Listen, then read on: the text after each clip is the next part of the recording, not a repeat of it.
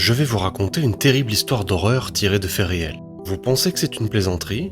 C'est bien pire encore. N'écoutez pas ce qui va suivre avant d'aller vous coucher. Vous n'en dormiriez pas de la nuit. Alors laissez-moi vous raconter. Bienvenue sur le livre de Mowgli Papy.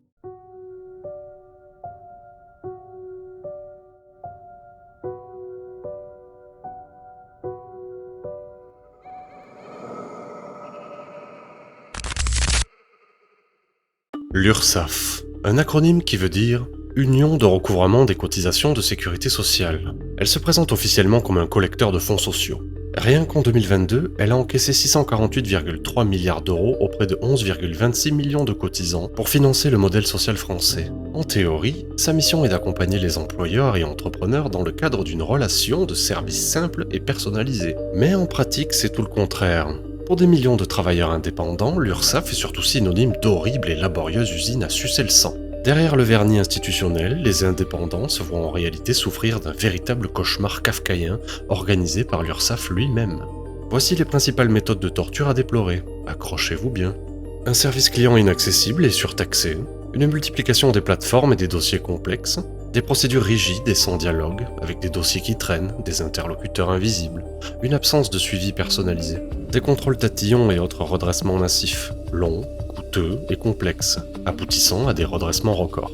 Des hausses brutales de cotisations, les taux qui bondissent pour les auto-entrepreneurs, passant de 21,1% à 26,1% en quelques années. Des erreurs et des absurdités, comme des calculs arbitraires entraînant des pénalités indues, comme la taxation d'office 10 fois supérieure aux bases réelles. Un système opaque et une totale impunité.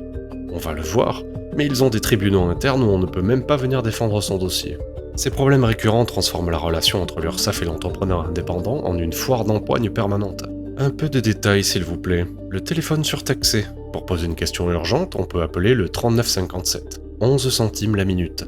Ou encore un 0800 facturé 12 centimes la minute. Autrement dit, à moins d'avoir un peu plus d'argent à jeter par les fenêtres, impossible d'avoir un conseiller au téléphone. Vous vouliez essayer par mail comme si vous viviez dans un pays civilisé? Il vous faudra pour ça répondre à toute une série de questions du père Fouras perché au sommet de la plus haute tour du Fort Boyard. Et alors peut-être, vous trouverez la bonne adresse mail. Passez directement au courrier recommandé, c'est la seule voie officielle pour espérer une réponse, qui arrivera bien trop tardivement, pas de chance. Vous espériez peut-être passer du bon temps sur leur site internet, là encore pas de chance. Les micro-entrepreneurs se perdent souvent entre netentreprise.fr et auto-entrepreneur.ursaf.fr. S'en suivra plusieurs comptes, plusieurs mots de passe, oubliez les modes d'emploi. Certains feront l'erreur. On s'inscrit ici, puis là, et on finit avec 2 comptes et des déclarations perdues dans la nature. Ce n'est pas fini les amis, je vous avais prévenu. Les contrôles à renforcer et les punitions majeures constituent le pinacle de cette usine infernale. Les redressements URSSAF sont devenus un cauchemar. Bien que légitimes au premier abord, ils deviennent en réalité une épreuve longue, coûteuse et tatillonne, même pour les entreprises de bonne foi. Les résultats parlent d'eux-mêmes.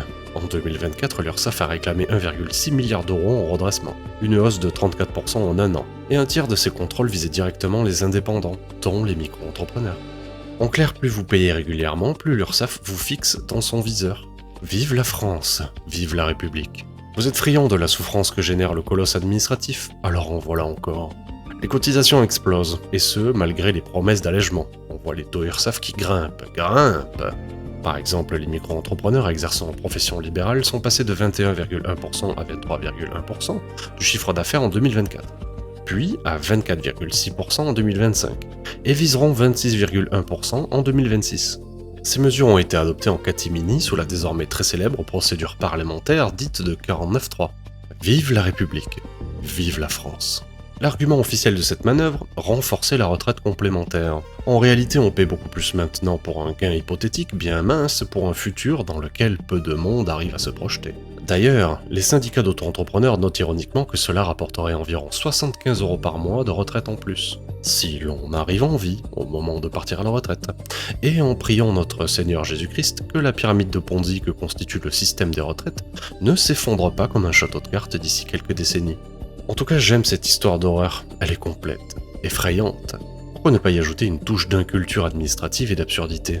Avec l'introduction de la DSN, la déclaration sociale nominative, l'URSSAF commet des bourdes gigantesques. Plusieurs chefs d'entreprise ont vu leur dossier taxé d'office, sur la base d'anciens bulletins de paie, souvent multipliés par 10, faute de mise à jour du compte salarié. Imaginez prêter 3 000 € à un salarié sans intérêt, pour l'aider par exemple. L'URSSAF vous inflige un redressement de 2 800 € en supposant 4% d'intérêt par mois, au lieu de le faire à l'année. Et quand vous exigez une révision, on vous répond sans vergogne aucune. Monsieur, l'URSSAF ne se trompe jamais. Contemplez le point culminant d'une arrogance administrative et technocratique tentaculaire, qui jamais ne voit l'humain, mais des chiffres, derrière d'épais vers de comptables. Au-delà de la bureaucratie, c'est l'organisation même de l'URSSAF qui pose problème. Théoriquement gérée à part égale employeur-salarié, elle fonctionne en réalité comme un service public délégué, dominé par l'État.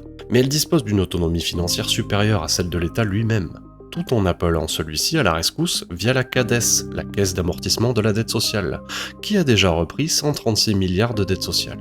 Pire encore, l'URSSAF s'autogère aussi juridiquement. Elle possède ses propres tribunaux, le TAS, soit le Tribunal des affaires sociales, mais aussi d'autres commissions de recours amiables. Résultat, le contribuable ne peut même pas plaider son dossier devant un juge impartial. Le juge est à la fois juge et partie dans votre dossier URSSAF.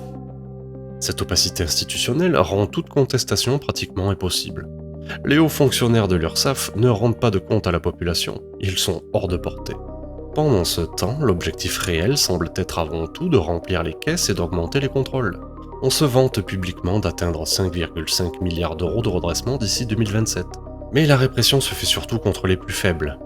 2 tiers des contrôles concernent des employeurs déjà immatriculés, et 1 tiers des indépendants, surtout auto-entrepreneurs. Pour les indépendants, c'est l'effet d'une épée de Damoclès, un retard de déclaration, et c'est le redressement fulgurant, majoration à la clé, sans recours juste.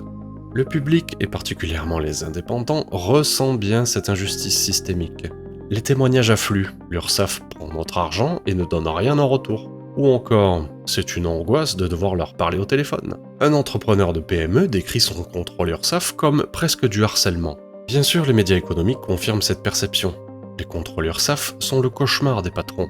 Ils sont longs et coûteux, et les indépendants se sentent ponctionnés sans clarté. Concrètement, les indépendants subissent une double peine. Ils payent des cotisations de plus en plus lourdes pour financer une protection sociale dont ils profitent peu. Pas d'allocation chômage, une retraite misérable, et bien d'autres. Ils vivotent en permanence avec la peur d'un redressement arbitraire, d'un oubli de documents ou d'une simple lettre de rappel qui se transforme en mise en demeure automatique. Cette double pression financière s'ajoute à l'ambiance de guerre permanente que l'URSSAF impose. Comme l'a noté un rapport de spécialistes du risque de crédit, la pression URSSAF a directement poussé de nombreuses entreprises à la faillite. Ce n'est pas un détail, 1,6 milliard de redressement en 2024.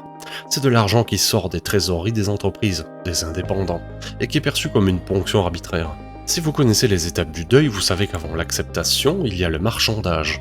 Et vous vous demandez alors, à quoi sert l'URSSAF ? Il y a forcément quelque chose, ce n'est pas possible, on va forcément trouver quelque chose et tout arranger, n'est-ce pas ? Officiellement, l'argent qu'on leur donne sert à nos retraites, à l'assurance maladie, à la branche famille aussi.